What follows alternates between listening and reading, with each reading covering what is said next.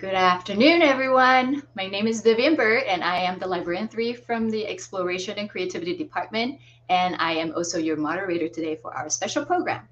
Welcome to our Earth Month special program, the Regal Flyer. This program is part of the Los Angeles Public Library's Neighborhood Science Series to celebrate all the special days established to remind all of us to appreciate, cherish, and protect our beautiful, beautiful planet. We have Earth Month, Earth Day, Citizen Science Month, National Arbor Days, and many, many more.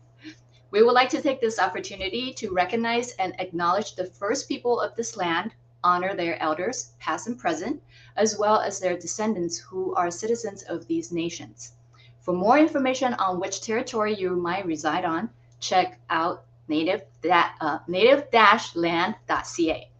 We also want to thank our Library Foundation and amazing behind-the-scenes staff for helping us bring these programs to you. Neighborhood science, in case you wonder, has many, many different names.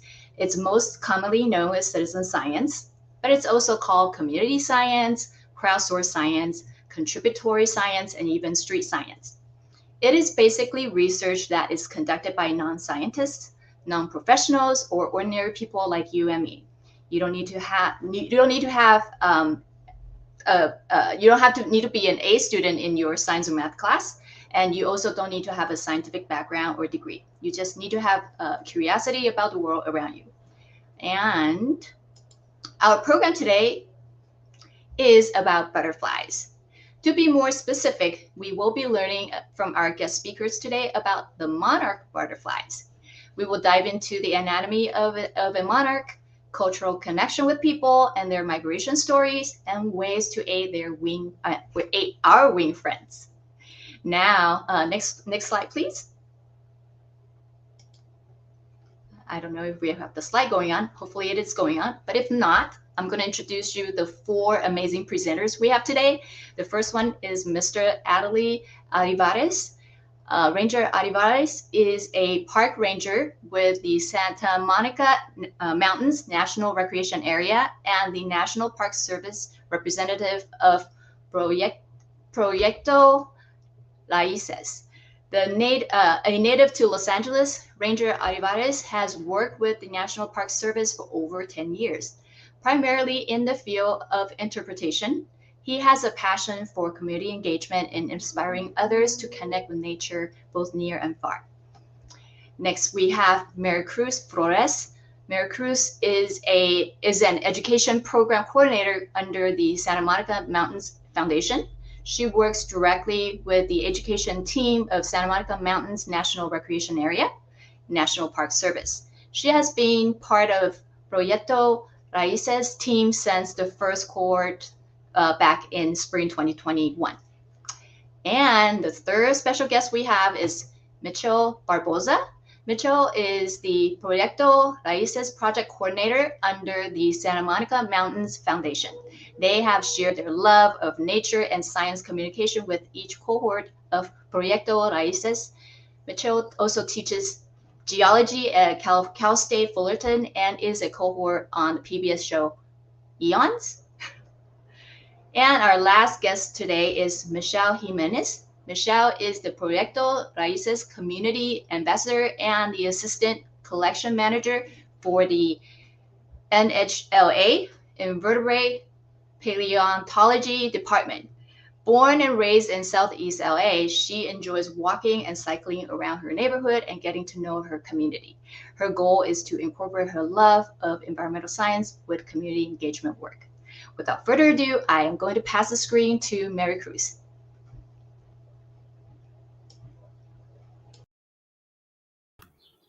Hello, everyone. Thank you so much for joining us here today. I'm Ranger Mari Cruz, pronouns she, her, ella, and joining me is my colleague, Ranger Michelle. You can introduce yourself. Hello, everyone. I'm incredibly excited to be here. As my beautiful colleague has already mentioned, my name is Ranger Michelle. You folks could call me Michelle or Michelle. My pronouns are she, her, ella as well.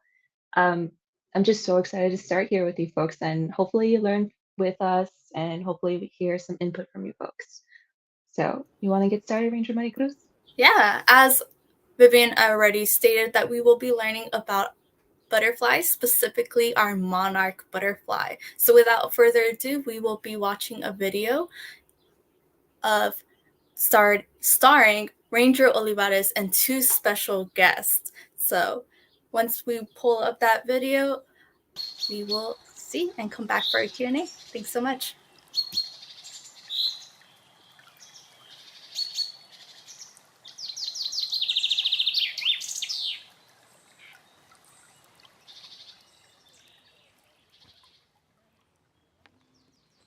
Hey there, my name is Ranger Adali Olivares, and I'm a park ranger with the National Park Service. I'm specifically working out of the Santa Monica Mountains National Recreation Area.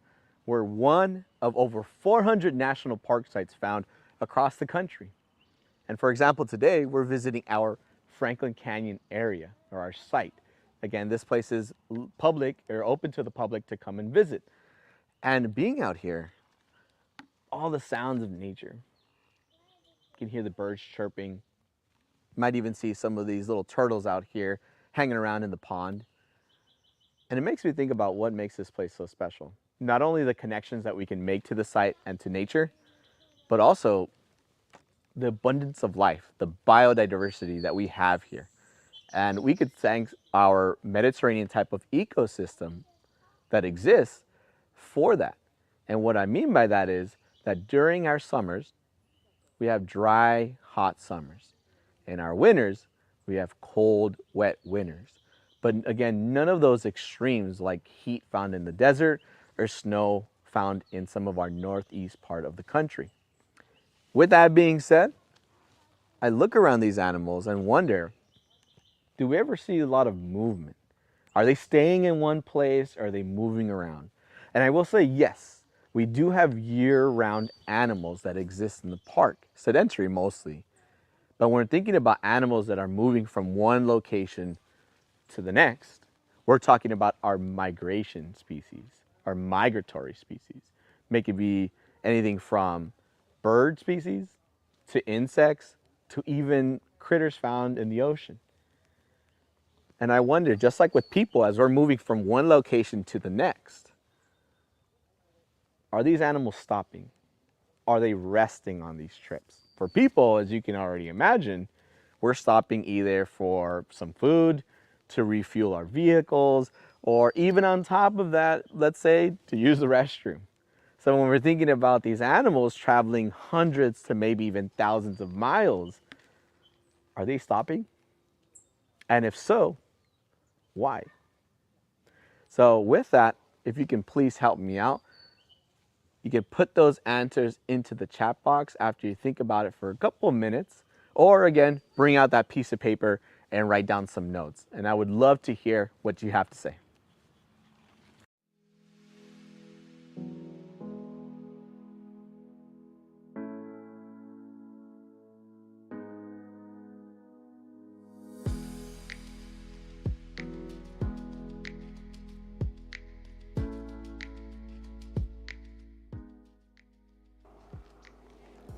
Thank you for those answers. Thanks again for participating here. And to answer that, or most of you pretty much already got it, yes, these critters are stopping along the way on their travels. And again, what are they stopping for? They're looking either for places to rest, take a nap, just refuel again before they go on to that next journey. Or the other part that I know that's pretty most commonly known is that they're looking for food. Things to consume, again, to get that fuel in as they continue on their journey. And migration animals, always amazing for me to think about how they do these long treks and these long travels and all the things that they face along the way. And for today, we'll be focusing on one specific migratory animal, and one that's not found swimming in the deep blue, an animal that can be found flying in the sky, but without feathers. Do you happen to know what animal I'm talking about? There might even be some clues around me on what I'm talking about. So again, take a moment, put those answers in the chat, or just have that thought in your mind.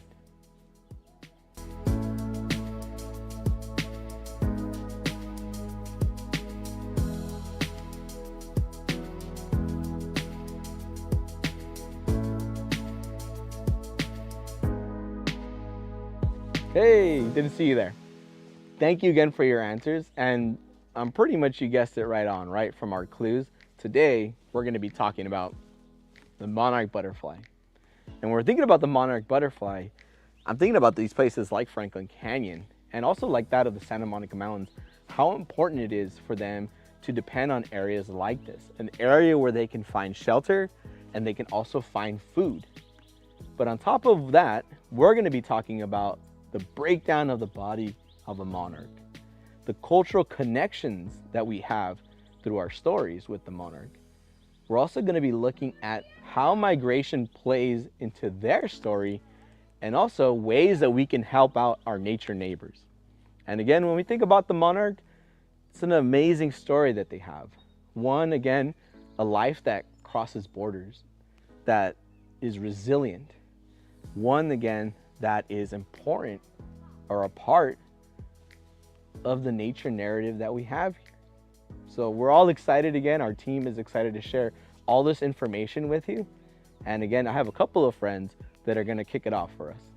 Thanks again.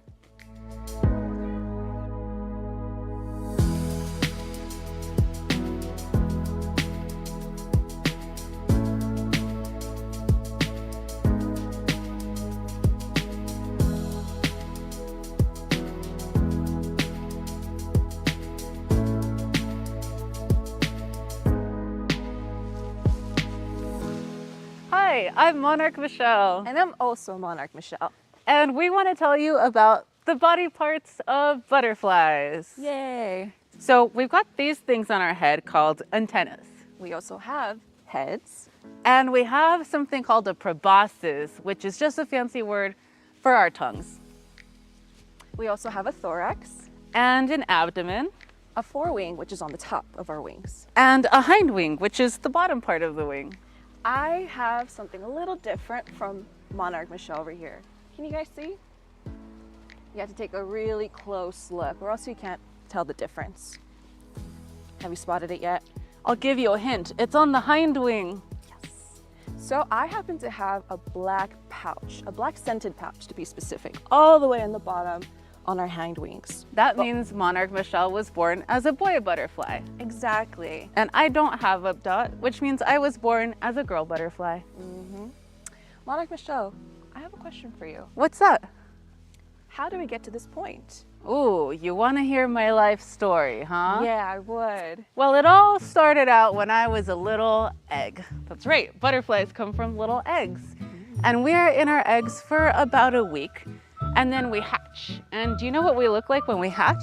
No idea. Well, we don't look like butterflies. We are what are called larvae. So we're little caterpillars, ooey gooey little caterpillars. And we spend 2 weeks eating and eating and eating. Sounds so relaxing. Yes, and then after we're done eating, it's time for a nap inside of our chrysalis. Perfect. And we stay in our little chrysalis for 2 weeks, and then we come out with wings, looking beautiful just like this. Oh, thank you. I have another question for you. What's that? What do we eat? I wonder if the people watching might be able to guess what we eat. Go ahead and put your guesses in the chat box or write it in your nature journal. Good suggestion.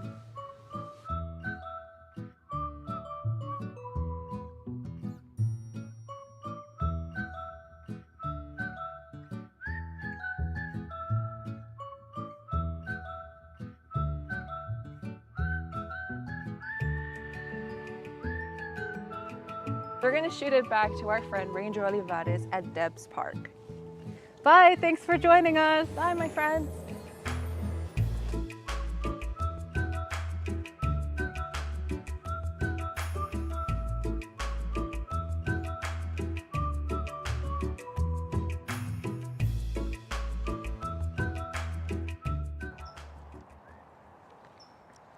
Such a great day for some bubble tea. Thank you again for your answers, and special shout out to our awesome Monarch Rangers. To go back to the question, right, as far as what do monarchs like to eat? Well, monarchs, as they're floating around, flying around, looking for tall flowers. And what flowers they're looking for example, nearby, are gonna be your buckwheat your asters, yarrow, and also your thistles. As far as for food though, it's not only just with a full-grown monarch, but what about the early stages of a monarch? Got my little buddy Bruno here to help us out. So Bruno, okay. So Bruno wanted to share a message with you all. Is that when monarchs are in their larva phase, they're actually eating the plant that they are found on or planted on, which is going to be milkweed. Once Bruno here, for example, once those larvae starts munching on that milkweed, they are actually going to be absorbing toxins that don't harm the larva at all, but actually get absorbed into its body. And from there, they're using this as a defense mechanism. It's a way to protect themselves from predators just like birds or lizards. And what I mean by that is, if, for example, a predator comes around, sees a caterpillar or a larva, try to eat this animal, they'll actually get a foul, pungent taste, even causing some animals or predators to vomit. So it's an awesome skill and an awesome way, adaptability that these critters have that allow them to survive. And that protection, that toxin in their body, that's something they'll actually carry once they fully grow into a full-on monarch butterfly. So it's awesome, and just again, how resilient these animals can be.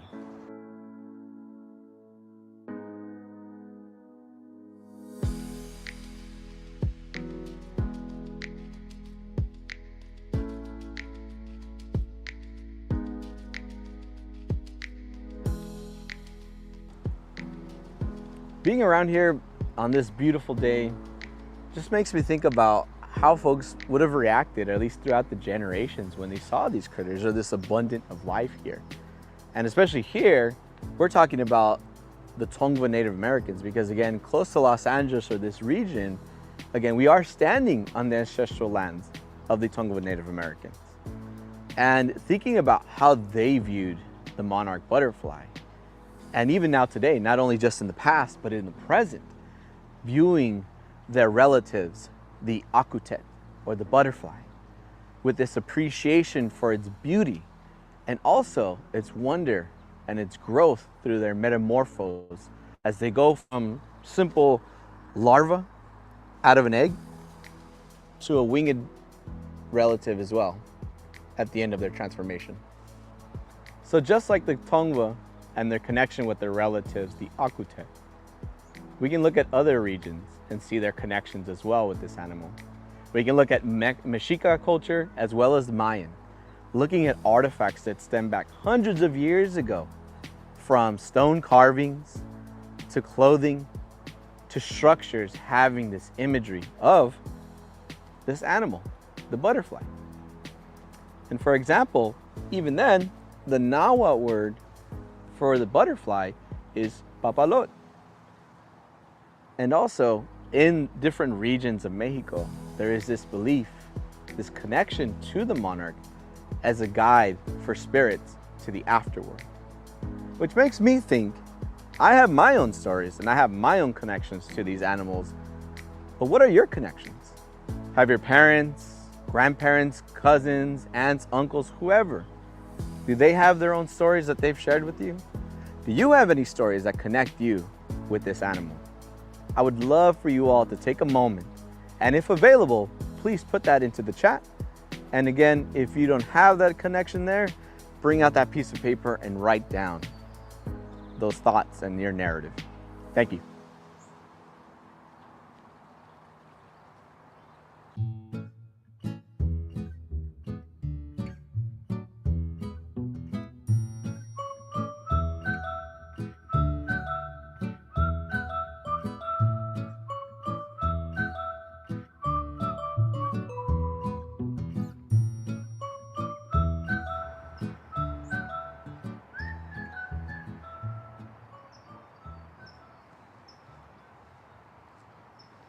Thanks for those answers. Aren't monarchs amazing animals?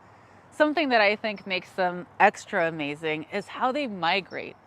And do you know why monarchs migrate? Why would this little animal want to travel so far? Stop, take a moment to think about it, and let's write it down in the chat, or if you have a nature journal, or you can even talk to your friends and family who are nearby. Why would a monarch want to migrate?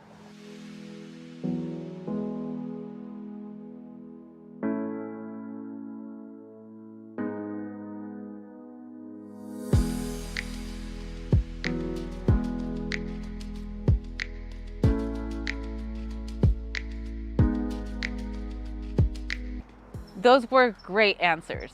If you said that a monarch is migrating because it's trying to find a better place to live, you are spot on. Monarchs don't really like to live where it's cold or windy or where there's not enough food. Makes sense. So they fly away to somewhere where it's warmer and more calm and full of delicious food. Now these monarchs, when they're traveling, flying for that better place, can go 50 to 100 miles a day. And they can travel that far for 6 to 9 months. That's like all of fall and all of winter. So by the time it gets to our Christmas, these monarchs have settled down, are laying their little eggs, and are preparing for a whole new generation to be born. On the West Coast, these butterflies start out on the California coast and head up north towards Oregon, Washington, and Idaho. And on the East Coast, these mariposas can be found in northern Mexico, like in Michoacan, and they head up north to central and eastern US.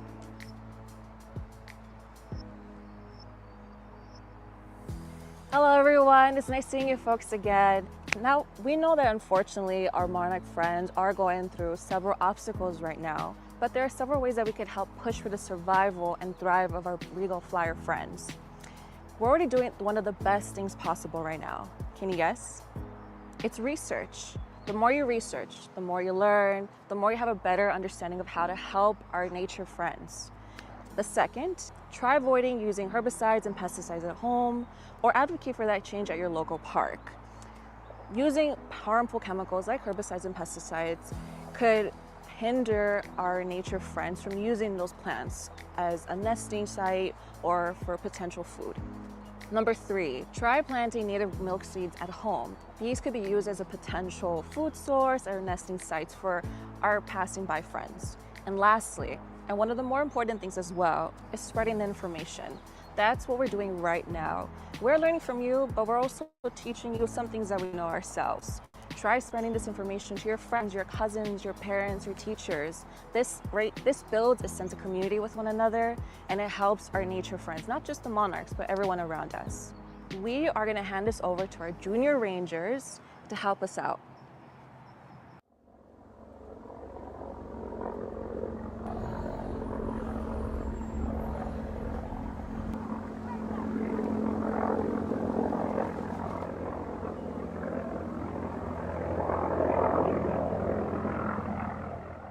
Hi, my name is Leandro.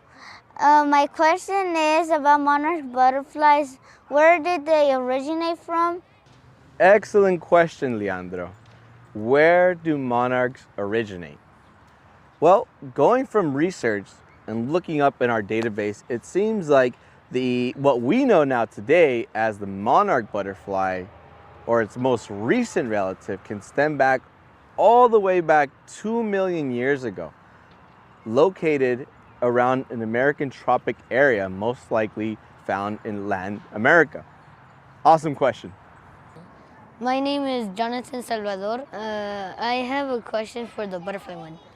Why do some butterflies prefer specific plants? Why do some butterflies prefer specific plants?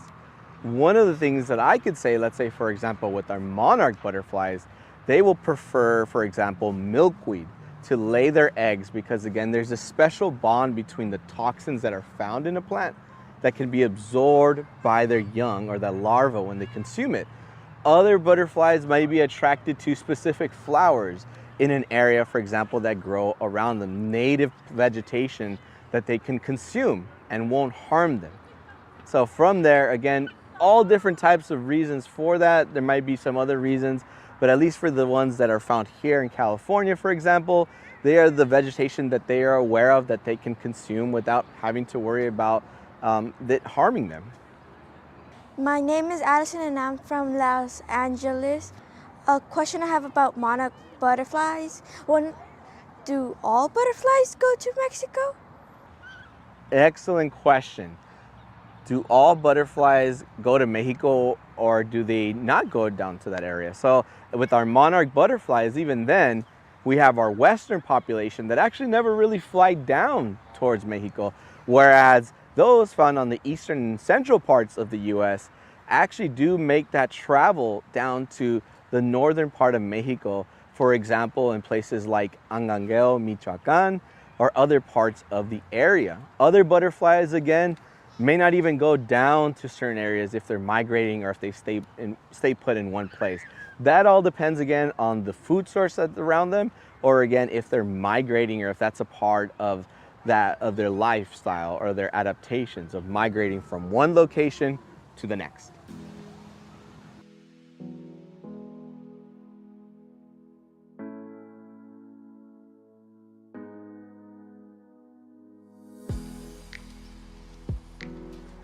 Thank you again, everyone. Thank you for joining us here today. Special shout out to our rangers here helping us out through this lesson. Also our junior rangers helping us out with those awesome questions.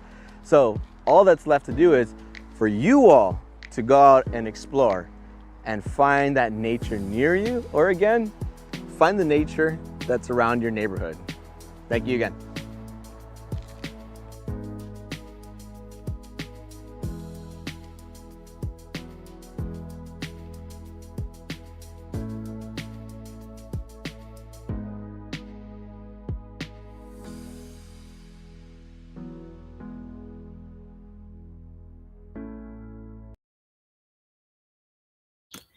Well, I definitely learn every single time I watch that video. So hopefully you all enjoyed watching that with us all.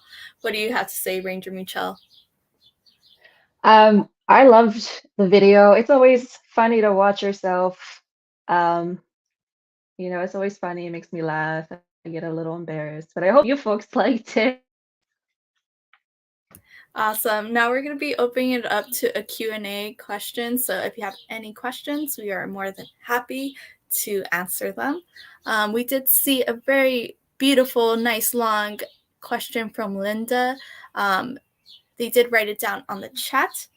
Thank you so much for bringing that up. Yes.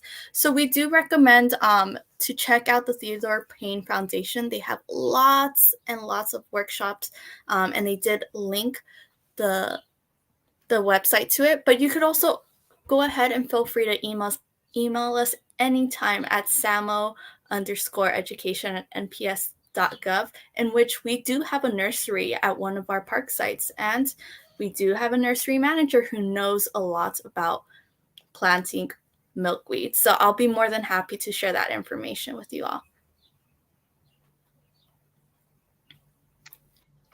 I also saw another question from Shan Khan. I'm so sorry. I hope I'm pronouncing that correctly. If not, you could just phonetically type it out for me and I could try my best to repronounce it for you.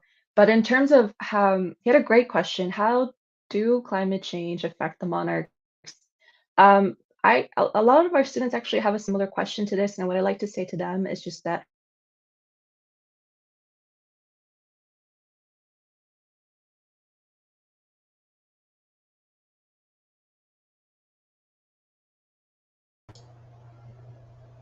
it looks like we lost Ranger Mitchell. So, Mary Cruz, are you feeling comfortable in answering that question for her? Yeah, no worries. Oh no, Ranger Mitchell, we'll miss you, but come back. There she is. Hi, see. Oh my gosh. Oh, did anyone catch my answer? I'm so sorry. No, we did not. So you could just start from the top. Oh, I'll just start from the top too. Okay. I'm so sorry, everyone. I apologize. For whatever reason, I've been having tech issues this whole morning, and it's very frustrating, and I'm so sorry of all days. Did anyone catch anything of my response? Okay, so I'm just gonna thank you. I'm just gonna reiterate back. as I mentioned, Shan can, again, if you want to phonetically type it out for me so I can repronounce it. He or she asked a great question, or they, how does climate change affect the monarchs? And I noticed that I have a lot. Are you folks hearing me? I'm sorry. It went blank again. Okay, I'm gonna try to make this very quick. My students ask this question as well, and I like to ask them just to think about themselves. As humans, we are also sensitive to temperature change. When it gets hot, we like to freshen up. If it gets if it gets cold, we like to bundle up, correct? Animal species are just, if not even more sensitive to this, and they don't really have a way to protect themselves besides moving and relocating themselves. So, as we know, climate change is occurring at this moment, and what monarchs do when they migrate from North or Central North America or the West Coast or whatever their location is, they migrate towards locations that have the ideal conditions, ideal temperature conditions. For example, the eastern monarch population on the northeastern side of North America, they migrate to central parts of Mexico, ¿verdad? I'm sorry, my Spanish came out. They migrate from the eastern North American part to central Mexico, or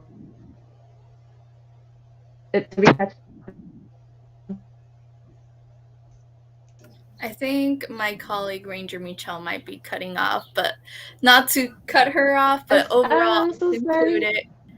No worries. I'll conclude the monarch climate answer. So basically, they're very sensitive in many factors. They need to, migrate, hibernation, and reproduction, and it's dependent on milkweed. So tying it back to Linda's question. Yes, thank you. I'm sorry for the elongated response. So no worries. Tying it back to Linda's question, she wants to plant milkweed plants, but please make sure it's native milkweed. In the nursery, we do plant narrow leaf milkweed, and make sure to plant a lot because these little caterpillars like to eat a lot, and if they don't find enough resources, they will eat whatever they can and therefore not grow to the best capabilities. That's good to know because last summer I finally start one of our librarians here, adult librarian, she is really into native gardening, and she also lives in the ACLA area, in the Boyle Heights area, and she was the one who got me into planting the milkweed, and so I learned a lot from her, but I didn't buy a lot. They're kind of expensive, because I bought the half grown, but I figured, and then she told me you can actually grow from seeds. So if anyone you're interested thinking about it, I think growing it from the seeds would be a good interest journey to start. Yeah, thanks for that, Vivian. I did see another question from Myra Hera. Do you all have any butterfly stories? Any species that you all love? So, I don't know, Ranger Michelle, are you still there with us? If not, I could go first. Okay, I'll go first. Do you all have your own butterfly stories? I think I live over closer to the San Fernando Valley region, so I see a lot of swallowtail butterflies, and I think they're just so beautiful, whether it's a tiger swallowtail or such. Any species that you all love. I can't name drop, I'm not an entomologist, but I do love me a dog-faced butterfly or anything that's like iridescent. I think that's beautiful, and of course our monarch butterflies. What about you, Ranger Michelle? Can you hear us? yes, I caught the tail end of that. So the question was, what's my favorite butterfly? Yeah, what's your Okay. favorite, or any stories that you have with butterflies?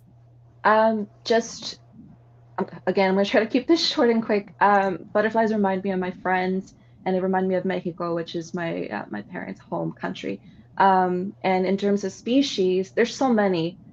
If we have time to get to the PowerPoint, there's just a diverse array of species. But one of my favorites, I would say, is the white cabbage. I believe it's named, and that's because a student taught me that, and I was like, oh, beautiful. And the second one would have to be the monarchs. And then there's this native species from Mexico. I think it's the glass butterfly. I don't remember the scientific Yeah, the name, glass-winged but yes, butterfly. those three. Wow, that's a great story. Exactly. Do we have any more questions coming in from the chat? or comments from both platform? I'm not seeing anything else. Okay. Since I don't see any new questions coming in, do you want to go ahead and start talking about the slides, going through the slides, or are we gonna skip that? No, we could definitely go with the slides, but before we do go on there, I did see Linda's question. Is there any way to be able to talk to a native plant gardener librarian? I'd be happy to send my contact information for you to pass. You think you would be able to open to it? Yeah, I think we'll be more than open to it. Like I just reiterating, go ahead and definitely email us at the samo_education@nps.gov. I'll make sure to contact our nursery manager for you, and I know he is always looking for volunteers to come on out. I'm not 100% sure with the Theodore Payne Foundation. I know they do host workshops, but I do know what's within our park region. So yeah, and then thanks so much for that question once again, Linda. So yeah, let's definitely queue up those PowerPoint slides, and those PowerPoint slides are just to reiterate what we basically did learn in our video. So we'll go on to the next slide, please. Yes. So yeah, we're basically going to be going over what the video did say, what is a butterfly, the Monarchs Migration, and last but not least, Monarchs in LA. Next slide, please. Okay, ¿qué es una mariposa? Does anyone know what specifically identifies a butterfly besides being beautiful? No? All right, well, let's learn. Let's go to the next slide. Yes, perfect. Do you want to read off this slide for us, Ranger Michelle? Yes, I'm going to. So as we briefly talked about it during our video, just to point it, bring it out to your folks' attention, these are our student slides. So if there's answers, you're just like, oh, I know that already. These were for our students and also for the general public. Anyways, so the basic anatomy of a butterfly, we could break it down to it's 6 jointed legs. In the video, we didn't mention this, but they do in fact have 6 jointed legs, 4 long legs and 2 short legs. They have 2 antennas, they have a thorax, they have a compound eyes, round bobular eyes, which just allows them, I should clarify, it just has a lot of numerous photoreceptors that just allow them to have a better visual of their surroundings. And lastly, they have an exoskeleton, and this does qualify them as a flying insect. Ranger Maria Cruz, if you want to go on to the next slide. Yeah, and this is just showcasing what our butterfly anatomy does look like. Legs, it does have 6 legs, specifically 4 long legs and 2 short legs. We do also have some antennas, 4 wings, hind wings. Next slide, please. And I know usually with our students, they want to know just the specific details on what exactly. They're like, please tell me, I need every single species name. Like I said, I'm not an entomologist. I'm an interpreter here in the park along with Ranger Michelle. But we did do some research on our own, and there is 725 species of butterfly in North America. Hey, Ranger Michelle, do you know how many species in the entire world there may be? I have a guess, but should I reveal it now or just wait until the next slide? Let's go on to the next slide to see the answer. That's a lot.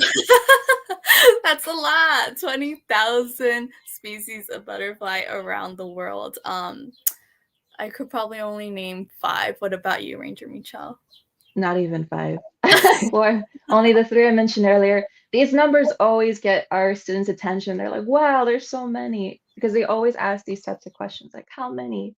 How many here? How many there? So like they just love finding the specifics.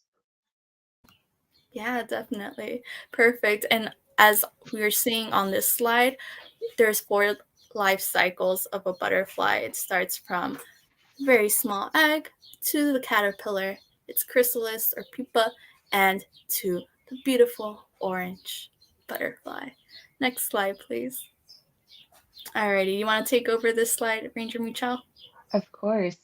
So a lot of people have this conception that wings, or at least I did before I started this beautiful program, a lot of people have this conception that wings are this smooth, flat surface type of texture, but they are in fact scaled.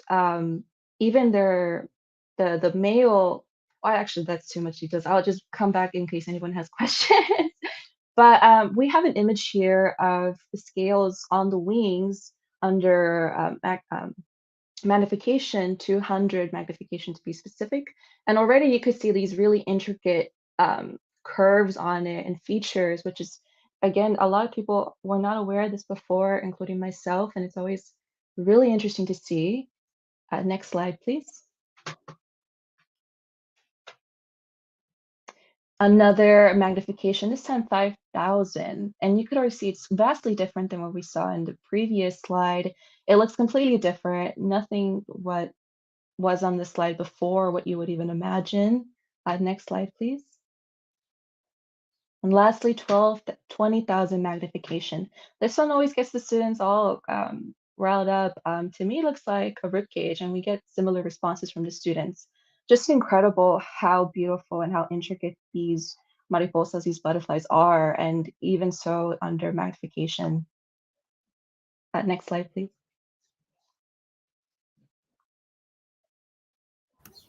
Yeah, and now just to kind of sum it all up, monarch migration, because monarchs usually are identified through their very long journeys that they do have to go to. So we're going to be looking at that during our next slide. Thanks so much. So you could see there's a lot of different patterns that they do go towards.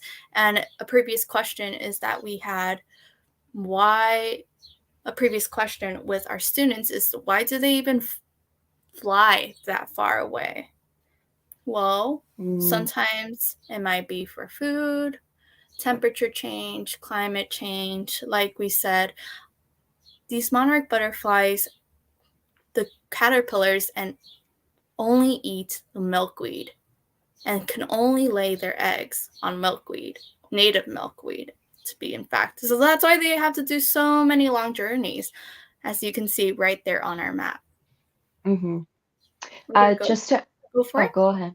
No, I just wanted to add, I always think this image is so fascinating, and which I also wish they had in detailed. It's just, and if you folks had a question, if we could talk about this more in depth later, but these are actually generations of butterflies. We start off with the first generation, the butterflies that spawned in parts of Mexico, like Michoacan and the Sierra Madres. That's considered the first generation. And as they make their journey towards the central north part of North America to East Coast, they go through series of life cycles and death. But the beauty of it is the life creates another life, and then it's just great generations of great grandsons and granddaughters of the original butterflies from central parts of Mexico. So we could move on to the next slide.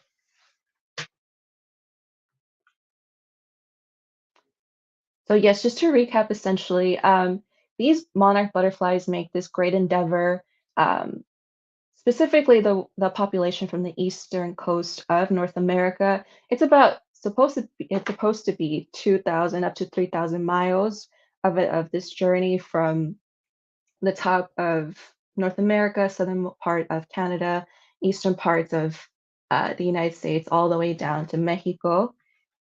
Next slide, please. And just for more detail, these monarchs can travel from 50 to 100 miles a day, which is an incredible feat for such a small insect.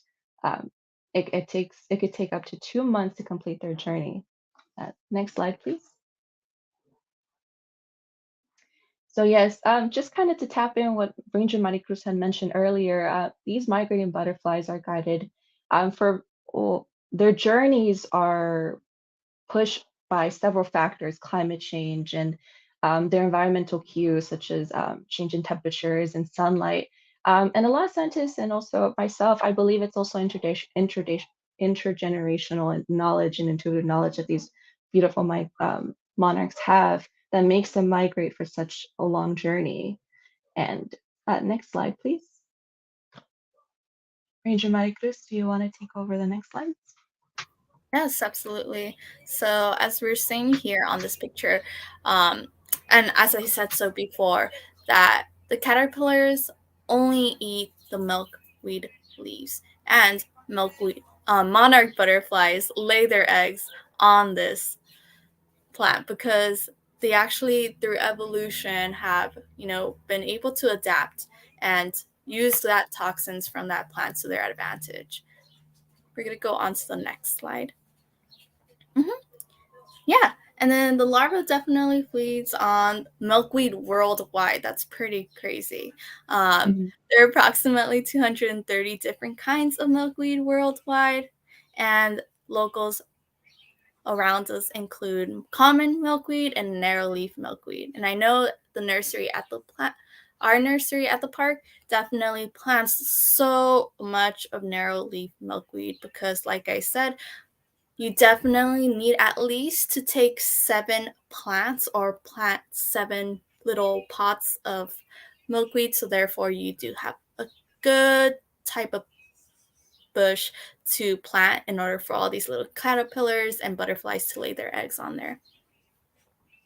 Yeah.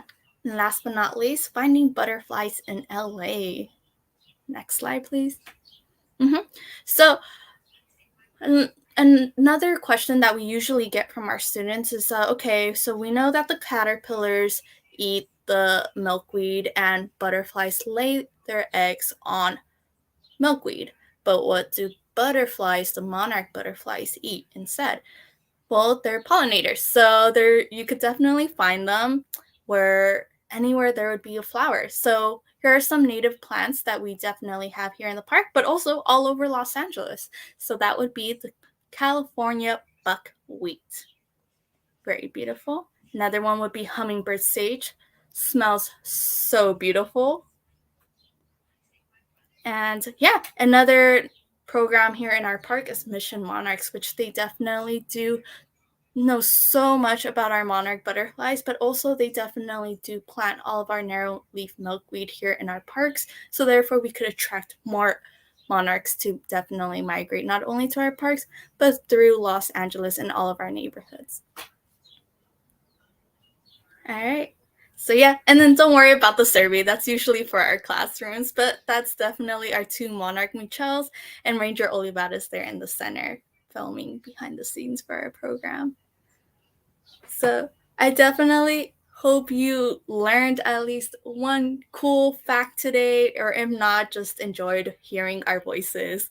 But if you have any last minute questions, definitely ask us here. Okay, cool. Our question, how can you tell the difference between a moth and a butterfly? Ranger Michel, do you want to answer that one? Just the top of my head already, I know that the morphology is already slightly different. I think they have the thorax is furrier, and then the antennas are slightly different. I cannot answer that to the best of my knowledge. I'm so sorry, Shan. My, that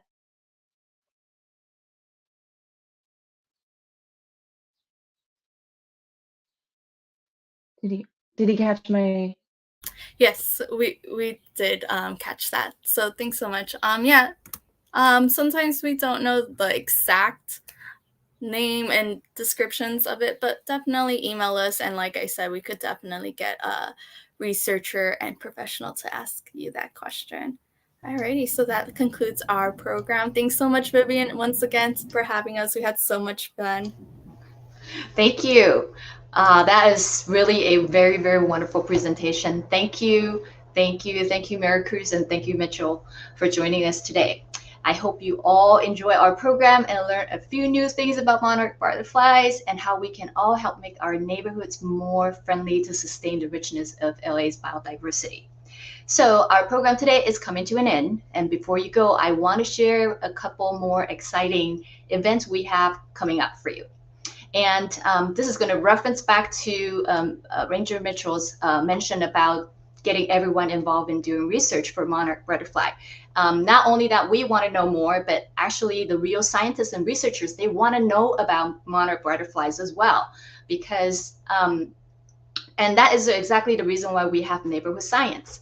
As a neighborhood scientist, you will go out and explore the area around your homes, do some observations, and photograph the wildlife and plants you discover and share them with real scientists and researchers around the world.